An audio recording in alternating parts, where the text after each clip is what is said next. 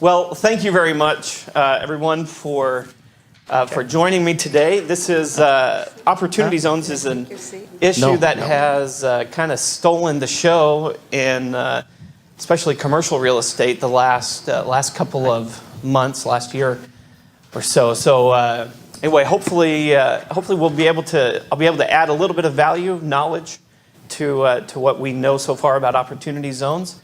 And specifically, we're going to zero in today on the Opportunity Zones in the West Valley. And from a city's perspective, what cities are looking for in those Opportunity Zones in the way of development. So please, as I start, just want to let you know, I'm here.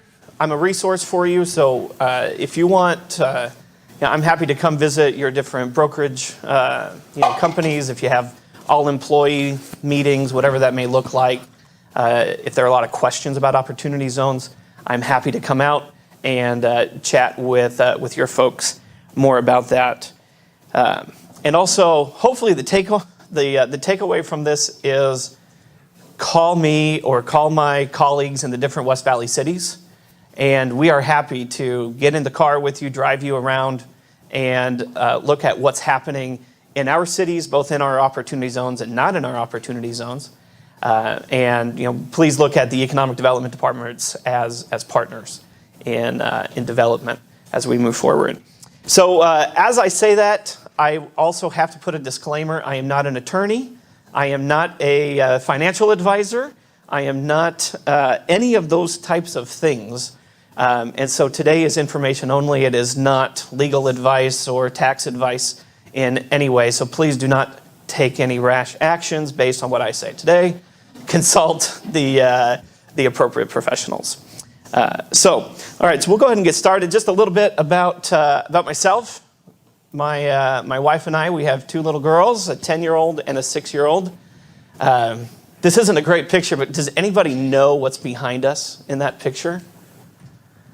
It's in the state, and it was the first of its kind in the state.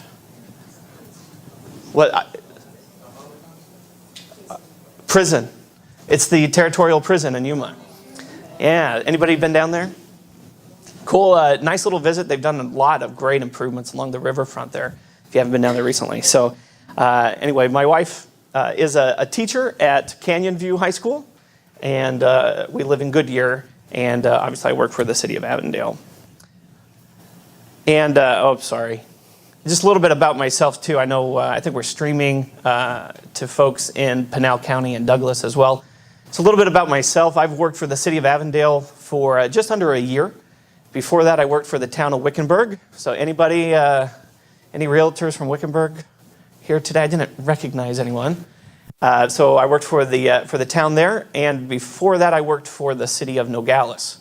So greetings to my friends in Douglas. I know many of the challenges and opportunities that our border communities face, and there are many. And so now I'm in Avondale and have absolutely loved our team and lots of great things happening in the West Valley. So let's go ahead and move right into Opportunity Zones. How many of you know what an Opportunity Zone is? Okay, you've heard of it, perhaps. All right, here's another question. How many of you know if you live in an Opportunity Zone? You do? Okay, so a lot fewer hands.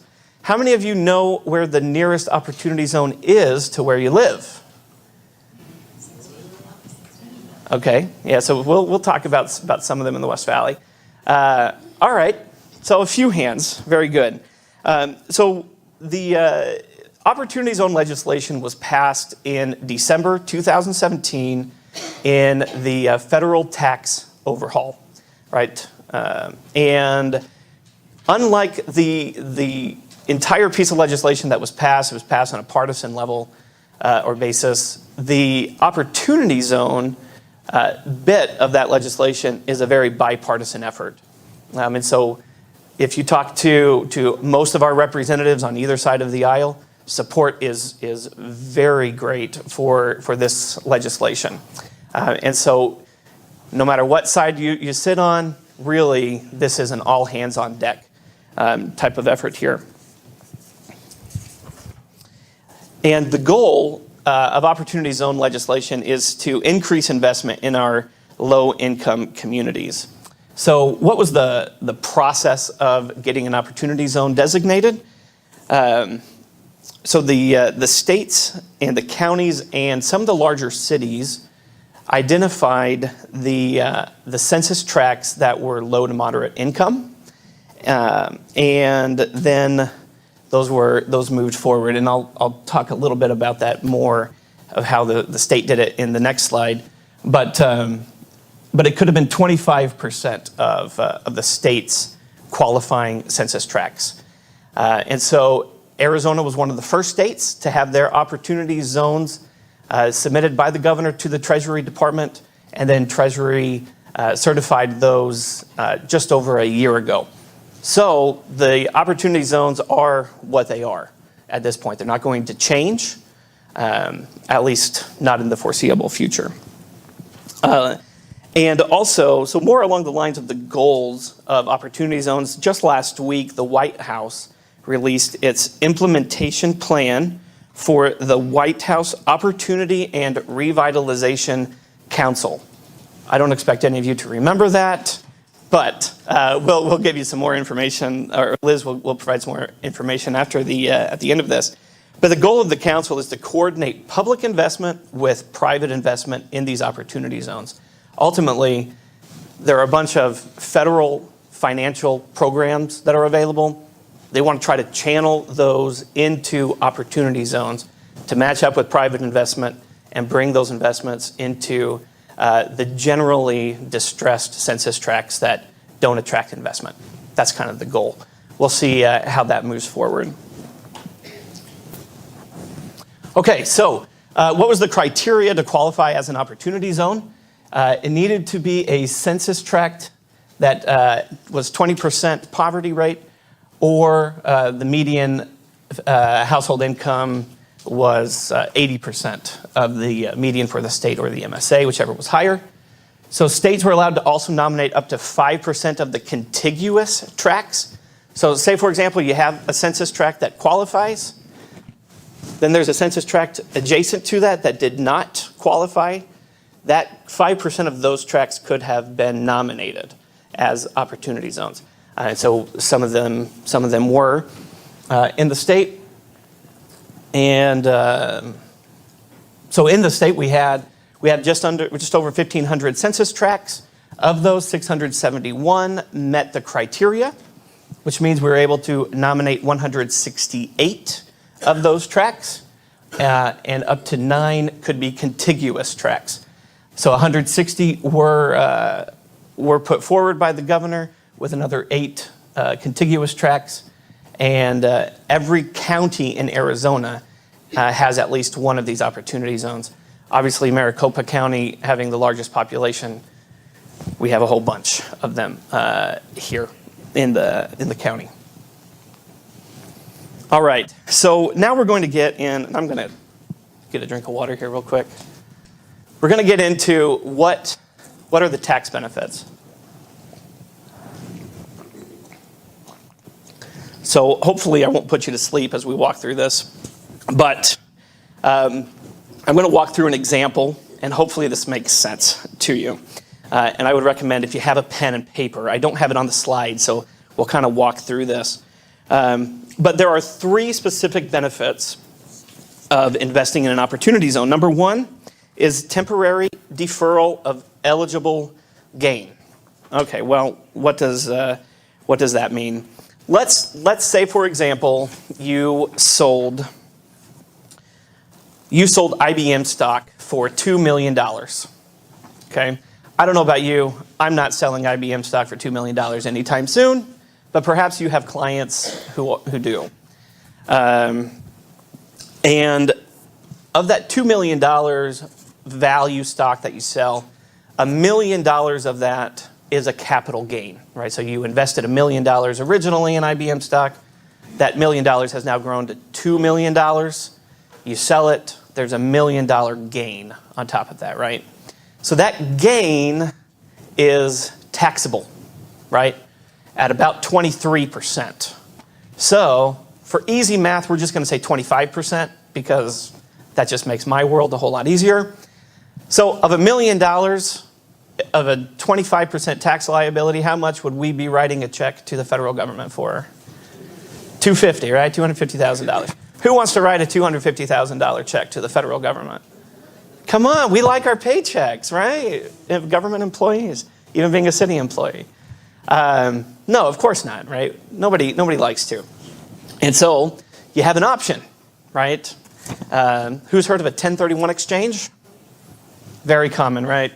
That's oftentimes used for these capital gains, be put into a 1031 exchange. Well, now there's a new kid on the block, an opportunity zone investment, right? And so instead of paying that $250,000 tax, you can put that money to work in, excuse me as I work through my notes here. You can take that money to work into an opportunity zone project. And we'll get into some of the details here. But unlike a 1031 exchange, you don't have to invest the whole $2 million. You could invest just the capital gain, the $1 million. And then the other $1 million of principal that you had, you could go buy a house or a yacht, whatever you want to buy, right? Or you could put it all to work. It doesn't matter. And so you take that $1 million of capital gain, and the first step is to invest it into a fund, an opportunity fund. So there is a requirement for this intermediary step, right? Opportunity funds have been cropping up everywhere. If you talk to your banker, they will probably know of an opportunity fund or a wealth management firm. They have probably started one, or they can refer you to some. It could be self-declared, or it could be a pooling of investors putting their money together, right? And then the opportunity fund invests that money into one of two things: either direct purchase of an opportunity zone business property, and it has to be sold to an unrelated person. All right, so if you have a, let's say, a strip mall in an opportunity zone, and you want to sell it to your son or daughter, that would not be eligible for an opportunity zone tax benefit. It would have to be an unrelated person. And so what does that look like? That probably looks like new real estate development or significant rehabilitations in opportunity zones. That's really the real estate play in opportunity zones here. The second type of investment that an opportunity fund can do is an equity investment in an opportunity zone business. So what does that look like? That's probably somebody who's opening a new business in an opportunity zone, or someone acquiring an existing business and relocating it to an opportunity zone. There's your play, right? Who are those businesses who need a tax benefit, who need to locate in an opportunity zone, right? So that's a play for you, potentially, as well as the large expansion of businesses already within opportunity zones. Yeah. How does that tie into the fund mechanism? So the fund is the one who will have to make the investment, whether an equity investment or a real estate investment. Yeah. And so then once the fund has invested in that opportunity zone real estate or business, it has to be substantially improved, which means generally 100 basis point improvement on the value of the property. All right, so say you come to Avondale and you buy an old strip center for strip mall for let's say $500,000. You need to put another $500,000 into that property to increase the value 100 basis points. Does that make sense? Right, so significant rehabilitation. Okay, there we go. So we've kind of worked through some of the details. Yes, got a hand in the back. The improvements, do they need to be out of the fund as well? Correct. Yeah. So the fund is the allocating party, right? So all of that's got to go through a fund. So talk to your banker. I'm sure they would love to set up a fund for you, right? And they'll recoup 5 to 10%, I'm sure. Okay, so what are the tax benefits once again? Deferral of the gain, right, of the tax liability. So you can defer it. What happens to that deferred tax liability? Well, if you hold your investment in that opportunity zone for up to 5 years, then your tax liability gets reduced 10 basis points. All right, so instead of owing $250,000, your tax liability is now decreased to $225,000, right? So $25,000 savings based on our example, right? If you hold it for 7 years, then your tax liability is reduced another 5 basis points. All right, so now we're looking at a tax liability of, I don't know, $212,500, I think, would be what it is, based on our example. So 7 years. Here's kind of a caveat. December 31, 2026, the tax man comes calling. So that tax liability will be due at the end of 2026. Anybody know what else is going insolvent in 2026? Social Security or Medicare, one of them, right? Interesting timing, I thought. Okay. And so the tax man will come after at the end of 2026. If you hold that asset for 10 years, then here's the kicker. This is where it really gets lucrative. If you hold it for 10 years, then the tax liability on the appreciated value of the asset is waived. So let's say this shopping center that you bought in Avondale for $500,000, you put another $500,000 into it. In 10 years, you sell it for $2 million. You have now realized a gain of $1 million on that asset. There would have been a tax liability of $250,000. That tax liability is gone. Make sense? Yes, sir. Are they forcing you to sell it? No. Okay, so you have No tax liability until you sell. Correct. It's even worse. At least, to the best of my knowledge, I will defer to a tax accountant otherwise. Is it, can you buy land and improve the land? So can you buy a raw piece of dirt and build a strip center? You can, yeah. So just last week, in fact, last Wednesday, Treasury released new guidance rules in regards to opportunity zones. And the vacant land was a big question. In fact, so the value of the vacant land does not count towards the value of the real estate asset purchased. So, for example, I kept it simple for a purpose, right? But if you buy that shopping center in Avondale for $500,000 and the value of the land underneath it, let's say, is 50% of the value, then the requirement to substantially improve the value of that asset is actually only $250,000 because they're subtracting the value of the property. Now, if you buy vacant land, you could possibly hold it and not substantially improve it because what's the value of zero? Zero, and how do you increase a value of zero? Right, because they're reducing because the value of land is not included in that improvement calculation. So there are still some questions out there, but one of the plays here is if you do substantially improve a property, tenant improvements would count towards that substantial improvement. So, even if you were to lease a space like this, right, and substantially improve that space, then that could count as well. So, yeah. To calculate the value of the land. I'm going to refer you to a tax accountant on that. I don't know. Sorry, it's not my. I don't know the calculations. Yeah, in the back.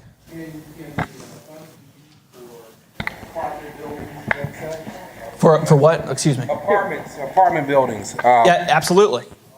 Good. Absolutely. So, really, the real estate play in this is anything, right? Residential, industrial, commercial, retail. It's going to be hard to do single-family homes because you got to hold on to the asset, right? But if you do homes for rent, multifamily, apartment complexes. So. We just got back from another information meeting, and he was saying that with the raw land, people were just saying, oh, I'll throw a doghouse on the land and it's improved, or I'll throw a flagpole on the land and it's improved. And they said that's kind of you probably shouldn't be basing your investment off of that. I would say you so. want to probably have a plan, even with raw land, to do some sort of substantial improvement, an actual substantial improvement, rather than just a doghouse or a flagpole. Correct. Correct. Yeah, I agree. Okay. So we could what if this all day long. Once again, I would refer you to a tax accountant, and I got some more stuff to get through. So we're going to keep moving here because I want to talk about what are the opportunity zones in the West Valley. I will go through these alphabetically. Just to let you know, I do not have information on Glendale, and I do not have information on Gila Bend. This is from a presentation or from a forum that we held on February 28th. Unfortunately, those two cities did not participate, and so I don't have their information, but everybody else I do. And Avondale just happens to be first, so that's wonderful. So these are the 3 opportunity zones in Avondale. Anyone been to Costco in Avondale recently? I would imagine, oh, come on, there's got to be more than that. Come on, right? Or the Harkins. So that is in an opportunity zone. In fact, the main event, there's a whole bunch of land just adjacent to that main event, all in the opportunity zone. So that's one opportunity zone. So 99th Avenue to 107th Avenue, north of I-10 to Thomas Road. Second, yes. That is a terrific question. I would recommend, so I have some information on Avondale with me here. So come up to me, I can give you a flyer as well. You can go to the Arizona Commerce Authority, which is the economic development agency of the state. And they have this interactive map. You can look across all counties, across the whole state, look for the big green blobs on the map, zoom in, there are your opportunity zones, okay?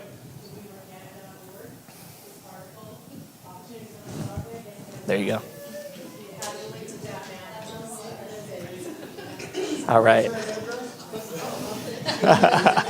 I think it's up there. No, it is. All right. So opportunity zone number 2 is Thank you. goes from about Walmart and Fry's in Avondale on Dysart Road and McDowell Road, south along the river, south of I-10 down to where Sam's Club is, and then into our historic Avondale area, down to MC 85 and Western Avenue and Central Avenue. And then the third one is in South Avondale, just north of the Gila River and the ISM Raceway, up to Avondale Boulevard and Lower Buckeye Road. And so we actually just last month had groundbreaking for a 3,700 home master plan community there named Alamar. So keep your eyes open, maybe some options for you there. So what's going on in Avondale? This was a question I had just before we started.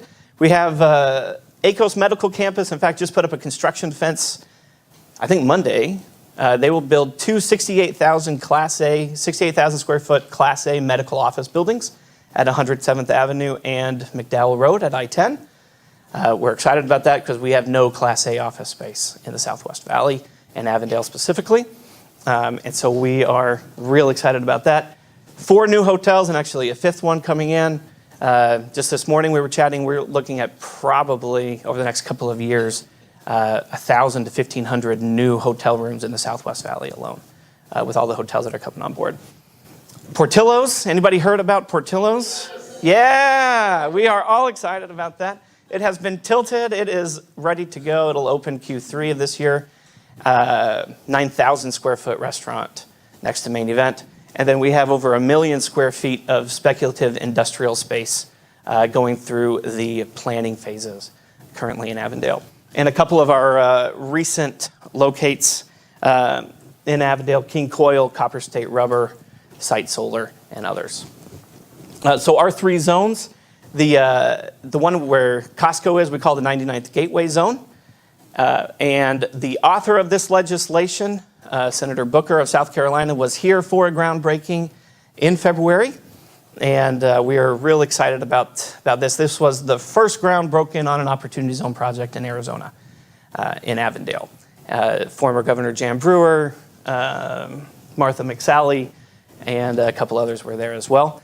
So what are we looking for in this zone? This is really our retail, office, hospitality. So if you know of clients who are looking to put money that way, please come chat with me. We would love to help you out there. In our historic Avondale area, this is pretty neat. So besides the Opportunity Zone tax benefits, we can also layer new market tax credits, as well as we have an infill incentive district that reduces impact fees and permit fees to encourage investment in this area. This is a great opportunity for redevelopment, maybe a 4-plex or an 8-plex in the area, as well as some commercial properties that could be rehabbed along Western Avenue. And then our Tres Rios zone by the river. Lots of new homes coming in, over 5,000 homes planned in the area.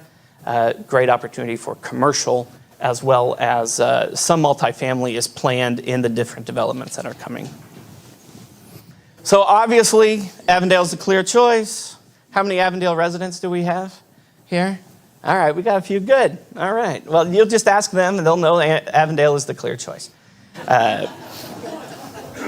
And I'm sure all of my colleagues would say the same thing if they were here giving this presentation. All right.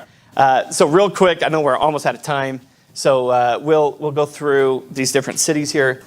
I think we all know about what's happening in Buckeye, 5th fastest growing city in the nation. Lots of new home permits being issued out there. So they have 2 zones, one at Watson Road and I-10 on the east side. Probably most of us have traveled through Watson Road area there. Lots of development opportunity, as well as along 85 and downtown Buckeye. So over 100 plus square miles of opportunity zone land in Buckeye. I think if Buckeye has anything, it's land, right? So they got a whole bunch of it there. So please give my friends a call there. Dave Roderick, Susie Boyles, Tennille Hiller, terrific team out in Buckeye, and they'll give you some more information about opportunity zones there.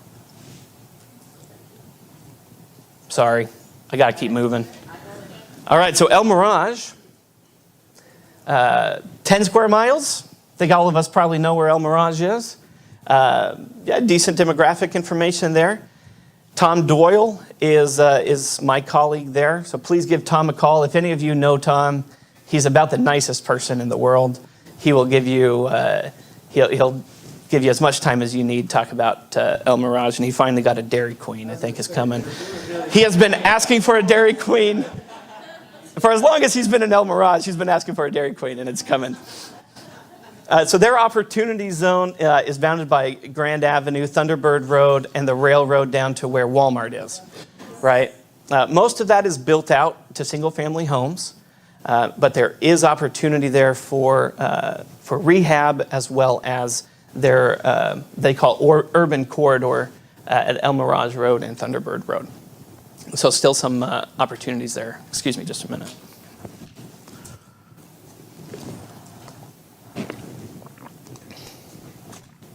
Thank you. All right. So then moving on to Goodyear. All right. Harry Paxton is the guy's name that you'd want to talk to in Goodyear. So their 2 opportunity zones are focused around the airport. Many of us have heard about Microsoft coming out here, building some data centers. There's lots of interest in industrial development in this area. But it's not just the industrial land around the airport. As you go a little further west out to what will be what is now Cotton Lane, the 303 extension, will be terrific opportunities there. Residential, retail, and industrial there. But the Microsoft land is not in an opportunity zone, right? It's just south of MC 85. All right, Peoria, remind me, are we in Peoria right now? Okay, all right, so I better give a shout out, right? I love this slide. They call it Mr. Rogers' Neighborhood. 2 opportunity zones here along Grand Avenue, Peoria Avenue up to Grand Avenue area. Basically, they focused on 5 specific pieces of property. in their opportunity zone. Forgive me, you all will know these properties much better than I do.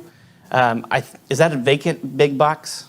Yes. Right on the other side of the railroad tracks? That's what I thought. And so, great visibility, terrific traffic counts along this area, and they reimburse up to 50% of commercial revitalization. Forgive me, I don't know what that means, but it's probably something that's fairly lucrative. So worth pursuing. Give my colleague there, Kirsten Hall, a call. Kirsten's great. She's been around Peoria for a long time and knows the lay of the land there. Okay, City of Phoenix. I'm not even going to begin to touch the surface of this one. They have 42 certified zones. Surprise, surprise, right? Our focus is I-17 West, and so there are a few focus areas that they have here. Number one is the Metro Center, a terrific redevelopment opportunity. So if you have clients who are looking at putting money into a redevelopment project, what a great thing to have your name attached to. I think many of us can agree to that. So opportunity zones, just a whole slew of them along I-17 there. Grand Canyon University. Obviously, Grand Canyon University is the fastest growing private Christian university in the nation. Tremendous growth there. This is a great opportunity. There's lots of multifamily at play here, as well as supporting retail commercial development around the university. And then, of course, industrial development along Grand Avenue. And then the Loop 202 extension, the South Mountain Freeway, should be open by the end of the year. Let's hope, right? How many of you love it when the interstate is closed every weekend? I feel like I'm stuck in Goodyear and Avondale because I can't go anywhere. But this is 22, what my friends in Phoenix say, this is 22 miles of new highway development opportunity, right? I mean, you have the whole gamut of development of retail, residential, industrial, lots and lots of industrial interest in this corridor. Lori Collins and Martin Perez are the people in the city of Phoenix to talk to. I'm happy to make an introduction to them if that's interesting to you, and they have some terrific programs to help make the development program easy. Two more to go. I'm sorry, Liz, I'm going a little over time. Surprise, their original town site is their opportunity zone, very similar to El Mirage. And they focused on two specific pieces of property. One is called Bel Mirage, located south of the incubator and the fire station. 3 acres for a multifamily or medical office opportunity. And then opportunity number 2, 3 acres adjacent to the city pool and senior center. This is a city-owned property. So if you want to go through that, there's some positives, but there are some negatives, obviously, in closing a deal with a city. But I think if you come with the right user, they'll try to make it happen for you, right? They're looking at a grocery store market or some type of family youth entertainment in that area. Who is the contact person? Sam Pinkel, that'll be on the next slide. So what I didn't talk about in opportunity zones is that there are a number of timelines that have to be met into which money is invested, both into a fund, and then a fund allocates money to a project. And so it'll be pretty quick. You have 180 days to deploy money into a fund, and then a fund has another 180 days to deploy that into a project.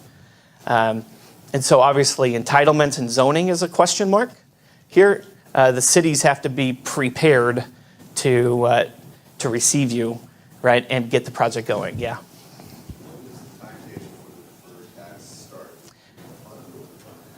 Yeah, so from the original taxpayer, the 180 days start from when the taxpayer realizes the gain. You could realize, you could sell your stock in August, but not actually, it's not realize the gain, it's recognize the gain. So if you don't recognize it until your taxes are paid the following year in March or April, that's when that 180-day timeline starts. So now you put it into the fund. Correct. Is that when the five-year and 7-year Period starts? 10-year period? I don't know. Okay. Going to be real candid with you. Talk to your tax accountant. I'm sorry. Yes.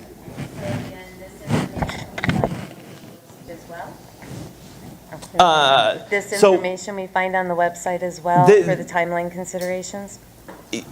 Yes. Maybe. I don't know what Weimar has in regards to timelines. To the timelines, yes. This is surprise specific, right? So we have our links, in this article, we go to the IRS, who is the person who's supposed to do that. We also go to information pages on opportunity zones at the Treasury Department, who is the creator of that type of thing, so that when you get done, you have all the facts from the people who make the facts.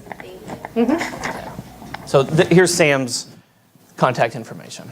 Yes, You said that that was surprise specific. Does correct. that mean that surprise actually says they're going to give building permits in as little as 5 days? They're prepared to do that? I find that very difficult. So Yes. Just having a little experience. I've never heard of more than a 24-hour turnaround, right? And they're going to something in 8 days. That just seems ludicrous. Yeah. So some cities, Phoenix, apparently Surprise, they have a self-certification program. What that means is they have a list of architects, engineers, other professionals, mostly architects and engineers, who have been pre-vetted through their departments, planning and zoning departments, who, if you use that specific contractor, then it doesn't have to go through the same review process by the city staff as it does others that aren't on the list. Does that make sense? Because those vendors have already been trained in what is required. Peoria has the same thing. They have a self-certification as well. So that's how you get to those short timelines. You're on a different track for approvals. So that architect stamp or that engineer stamp means more, right? That's not going to mean the city isn't going to review those plans, right? But it may not. And our city, honestly, Avondale does not do that, right? We keep it in-house, and everyone's treated the same. Okay, we've got one more to get through, and then I know I got to get off the stage here. Wickenburg, so near and dear to my heart, having worked there prior to Avondale. Wickenburg Ranch, probably many of you have been up there. Many awards for the golf there and the home development. What you may or may not know, they're issuing a dozen to 2 dozen new home permits every month in Wickenburg. That is unheard of to what it was 5 years ago. They were issuing maybe half a dozen a year. So they've really, really grown exponentially up there. And it's not just in Wickenburg Ranch. It's starting to trickle down then into kind of Wickenburg proper. So they have an opportunity zone mostly in the historic downtown area, out to where Safeway is and up to the county line with Yavapai County. And so they have some city properties in the downtown area that the city owns that could be potential development, as well as others right around the highway. So the contacts there is Vince Lorifis is the city manager, and their economic development manager is Pamela Green. So that's the end of my presentation here. Thank you so much for your patience.